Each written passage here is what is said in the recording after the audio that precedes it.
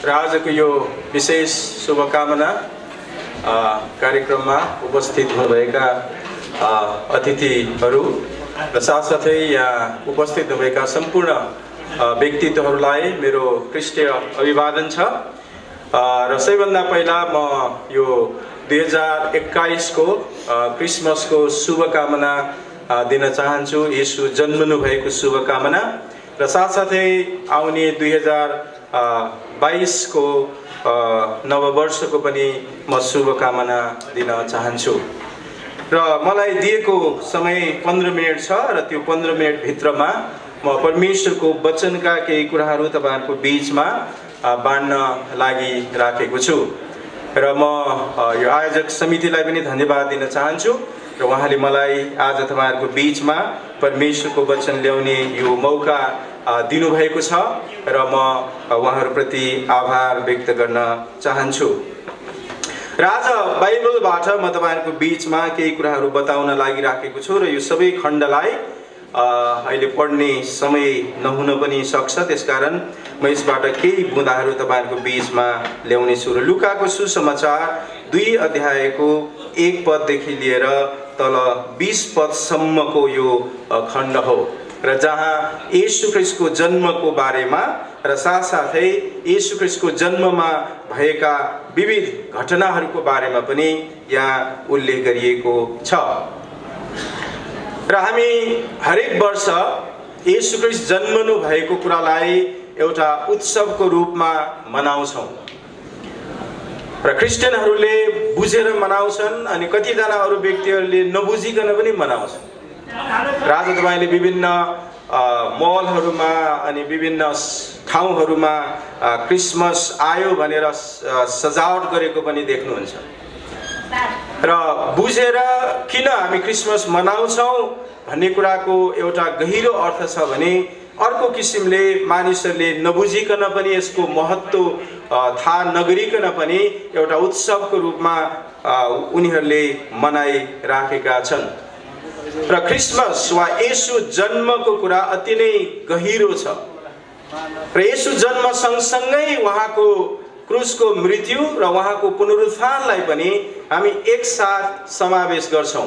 किनभने येशू जन्मनु भएर उहाँ क्रुसमा मरेर बौरी नउठ्नु भएको भए आज हाम्रो यस खाटको भेटघाट हुने थिएन। र त्यसै कारण हामी यसलाई एउटा समग्र रूपमा बुझ्दछौं र आज हामी विशेष गरी येशूको जन्मको बारेमा केही चर्चा गर्नेछौं। र येशू क्रुसमा मर्नु भएको अनि उहाँ पुनरुत्थान भएको समय अर्को छ र जुन समयमा पनि हामीले विगतका दिनहरूदेखि अहिलेसम्म विभिन्न कार्यक्रमहरू गर्दै जुलुसहरू गर्दै सभा गर्दै येशू क्रुसमा मर्नुभयो र बौरी उठ्नुभयो भन्ने सन्देशलाई पनि हामीले मानिसहरूको बीचमा घोषणा गरिराखेका छौं। र यो खण्ड जो भर्खरै मैले तपाईहरुको बीचमा प्रस्तुत गरेँ, मैले सबै यो खण्ड पढिन अहिले। र यो खण्डलाई हामीले हेर्दाखेरि यहाँ विभिन्न व्यक्तित्वहरू समावेश भएको हामी देख्छौं। पहिलो कुरा त त्यो देशको सम्राट, यो रोमी साम्राज्यसँग सम्बन्धित छ। इजरायल रोमी साम्राज्यको एउटा देशको रूपमा रहेको थियो। रोमी साम्राज्य जो रोम त्यसको राजधानी थियो र जसले विभिन्न देशहरूलाई आफ्नो अधीनमा राखेको थियो।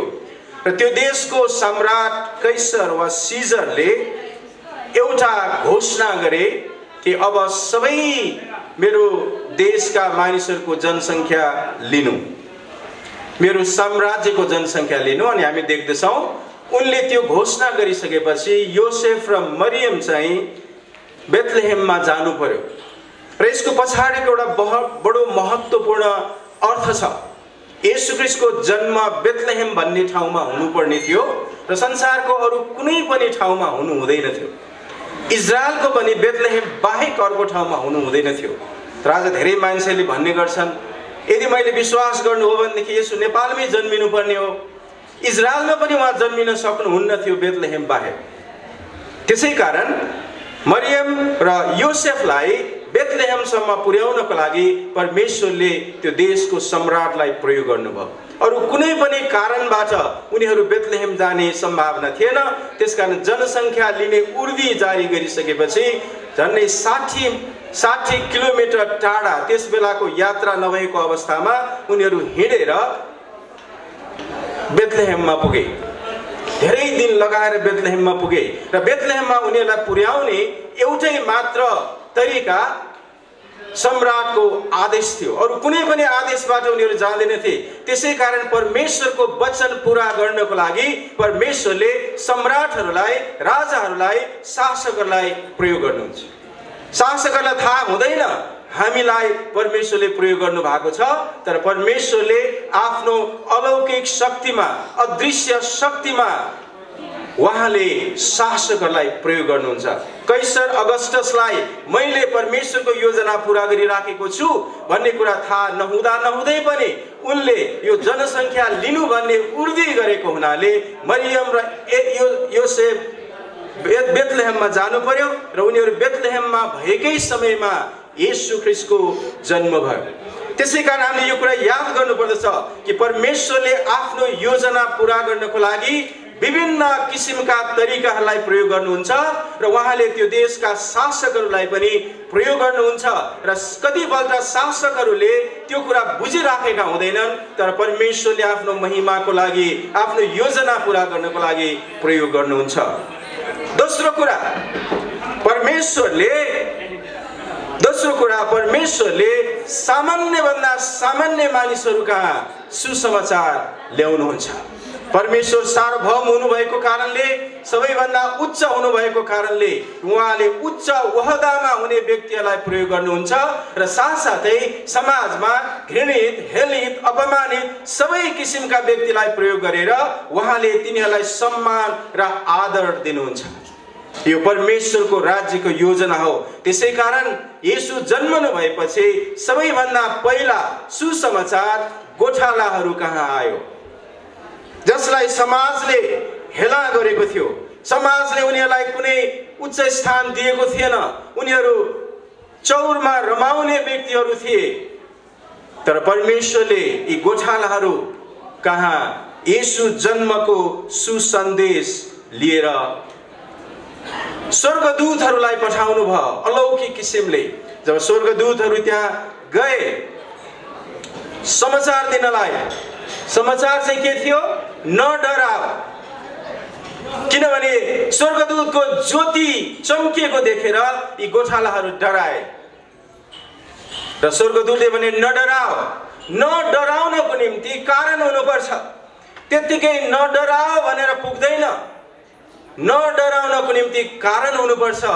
अनि किनकि चाहिँ कारण हो, आज मुक्तिदाताको जन्म भएको छ। हालेलुया।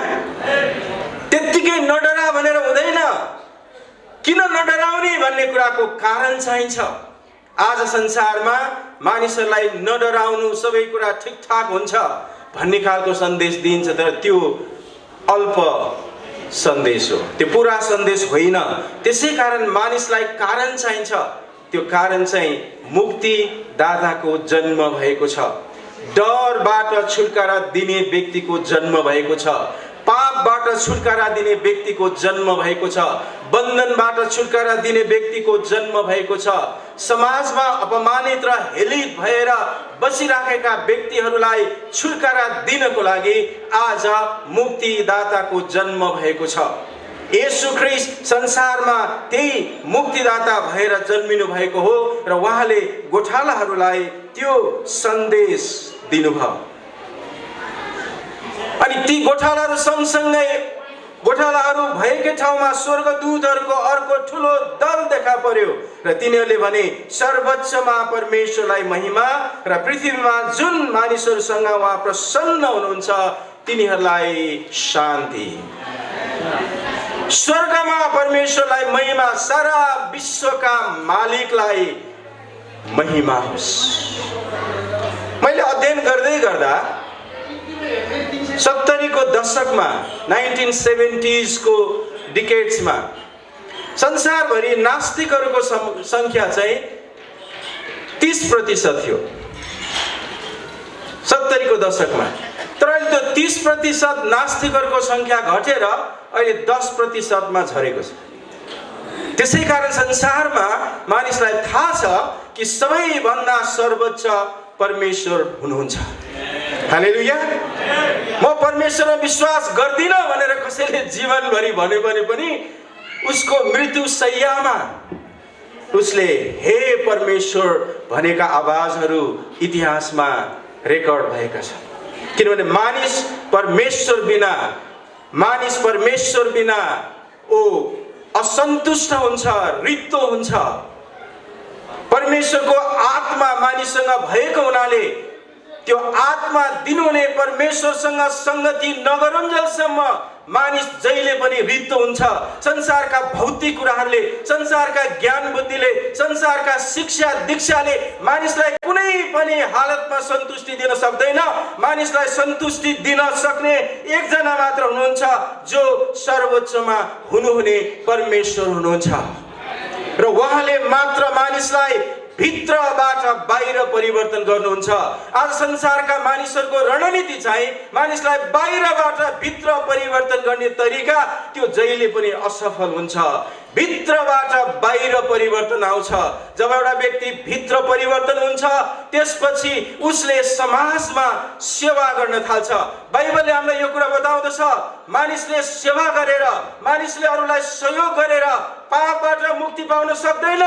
तर पापबाट मुक्ति पाइसकेपछि उसले मानिसलाई सहयोग गर्नुपर्छ, सेवा गर्नुपर्छ, मानिसलाई उसले सबै किसिमले मद्दत गर्नुपर्छ, मानिसलाई आदर गर्नुपर्छ, सम्मान गर्नुपर्छ। अनि मानिसलाई भित्रबाट बाहिर परिवर्तन गर्नको लागि संसारमा मुक्तिदाता आउनु भएको। भित्रबाट बाहिर परिवर्तन, भित्रबाट भएको परिवर्तनले परिवार परिवर्तन हुन्छ, समाज परिवर्तन हुन्छ, अनि देश परिवर्तन हुन्छ। आज येशू ख्रीष्टले हामीलाई त्यो सन्देश दिनु भएको छ। सर्वोच्चमा परमेश्वरलाई महिमा र पृथ्वीमा उहाँ प्रसन्न हुनुभएका मानिसहरूलाई शान्ति। प्रियहरू, शान्ति त्यतिकै पाइँदैन। शान्ति परमेश्वरबाट आउँछ, जीवित परमेश्वरबाट, जसले सारा विश्वलाई अस्तित्वमा ल्याउनु भयो, जो सारा विश्वका मालिक र सर्वोच्च परमेश्वर हुनुहुन्छ। उहाँले मानिसलाई शान्ति दिनुहुन्छ। शान्ति भनेको कठिन परिस्थितिमा पनि परमेश्वरको उपस्थितिमा आनन्द गर्न सक्ने क्षमता। सबै किसिमका अप्ठ्यारो परिस्थितिमा पनि एउटा व्यक्ति भित्र भएको त्यो साँचो सन्तुष्टि। त्यसै कारण येशू ख्रीष्ट संसारमा मानव बनेर आउनुभयो। प्रियहरू, समाजलाई, व्यक्तिलाई परिवर्तन गर्न, परिवारलाई परिवर्तन गर्न, समाजलाई परिवर्तन गर्नको लागि येशू संसारमा आउनुभयो। र त्यसै कारण आज हामी उपस्थित भएका सबै व्यक्तिहरूलाई म क्रिसमसको यो विशेष अवसरमा उत्साह दिन चाहन्छु। येशू ख्रीष्टलाई विश्वास गर्नु भनेको जीवनको सबैभन्दा महत्त्वपूर्ण उपलब्धि हासिल गर्नु हो। संसारमा भएका सबै कुराहरूमाथि परमेश्वरले हामीलाई येशू ख्रीष्टद्वारा विजय दिनुभएको छ। परमेश्वरले हाम्रो जीवनमा त्यो काम गर्नुभएको छ। उहाँले आफ्नो उद्देश्य पूरा गर्नको लागि विभिन्न किसिमका व्यक्तिहरूलाई प्रयोग गर्नुहुन्छ। जसरी पहिलो शताब्दीमा उहाँले सम्राटलाई प्रयोग गर्नुभयो। येशू ख्रीष्टले समाजमा हेलित र घृणित भएका व्यक्तिहरूलाई सम्मान र आदर दिनको लागि सुसन्देशको घोषणा गर्नुभयो। गोठालाहरूलाई सुसन्देश दिनुभयो र तिनीहरूलाई भन्नुभयो, नडराओ।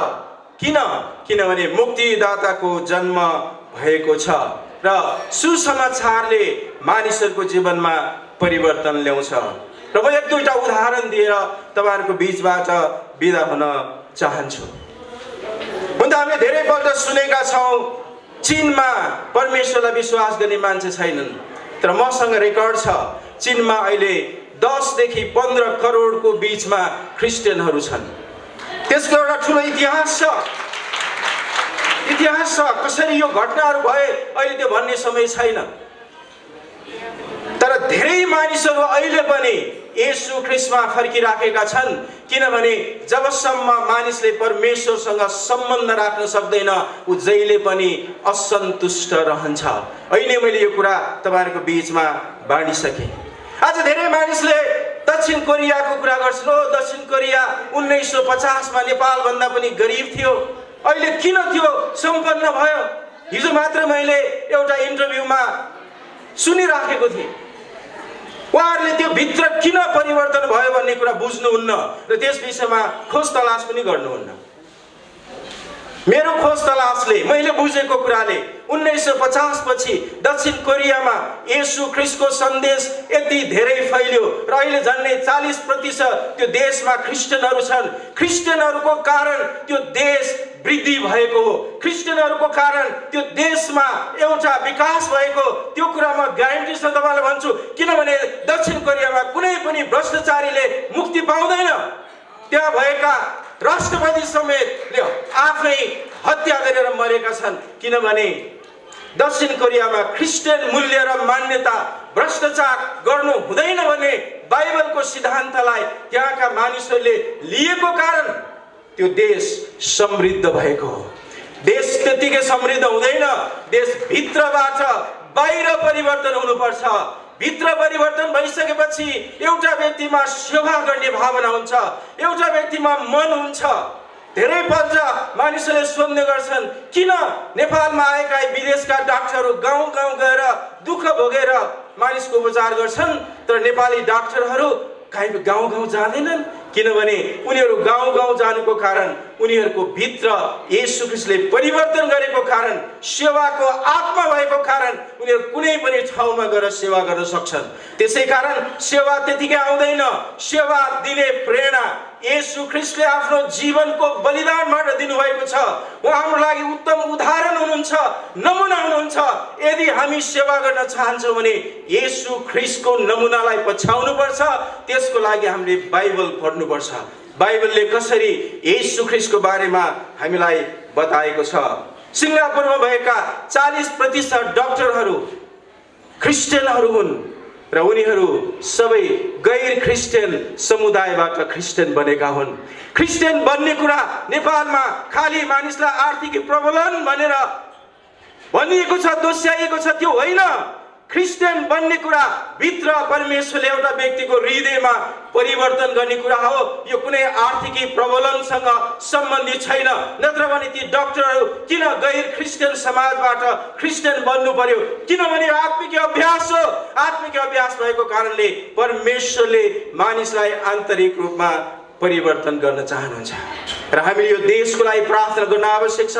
यो देशमा हामीलाई धार्मिक स्वतन्त्रता दिएको छ, संविधानले दिएको छ, तर पुरा दिएको छैन। त्यसैकारण आउने दिनहरूमा ख्रीष्टको प्रेम मानिसहरूको बीचमा बाँड्नको लागि क्रिस्चियनले मात्र होइन, अरू धर्मावलम्बीहरूले पनि आफ्नो धर्मको बारेमा प्रचार गर्न भइहाल्छ। त्यो हामीले पाउने अधिकार हो। मानव अधिकार भित्र पर्छ कि आफ्नो विश्वास अरूलाई बताउन पाइन्छ, कुनै किसिमको जबरजस्ती बिना बताउन पाइन्छ। त्यसै कारण आउने दिनहरूमा यो देशमा पनि ख्रीष्टको सुसमाचार हामीले बताउन सकौं स्वतन्त्र रूपमा, जसले गर्दा मानिसहरूको जीवनमा परमेश्वरले अनुग्रह गर्नुभएको। त्यसै कारण येशू ख्रीष्ट जन्मनु भएको यो विशेष अवसरमा, आजको यो विशेष समयमा हामी सबैजना उपस्थित व्यक्तिहरूलाई म उत्साह दिन चाहन्छु। येशू ख्रीष्ट को हुनुहुन्छ भन्ने कुरा अझै हामी बुझौं, अझै अध्ययन गरौं, उहाँको सेवाको तरिकालाई अपनाऊ। किनभने उहाँले आफ्नो जीवनको बलिदानद्वारा हामी सबैको लागि सेवा गर्नुभयो र अरूलाई सेवा गर्नको लागि हामीहरुमा बलिदानिक आत्मा भइसकेपछि मात्रै हामी अरूलाई सेवा गर्न सक्छौं र जसले गर्दा यो देशमा, हाम्रो समाजमा ठूलो परिवर्तन आउन सकेको होस् र हामी परिवर्तन ल्याउने व्यक्तिहरूसँग, शुद्ध चरित्र भएका व्यक्तिहरूसँग, विभिन्न किसिमका निष्ठा राख्ने व्यक्तिहरूसँग एकसाथ मिलेर यो देशमा परमेश्वरको महिमा गर्न सकौं र साथसाथै यो देशको समृद्धिको कामना र त्यसतर्फ हामी मेहनत गर्न सकौं। परमेश्वरले हामी सबैजनालाई प्रशस्त आशीर्वाद दिनुभएको होस्। आमेन।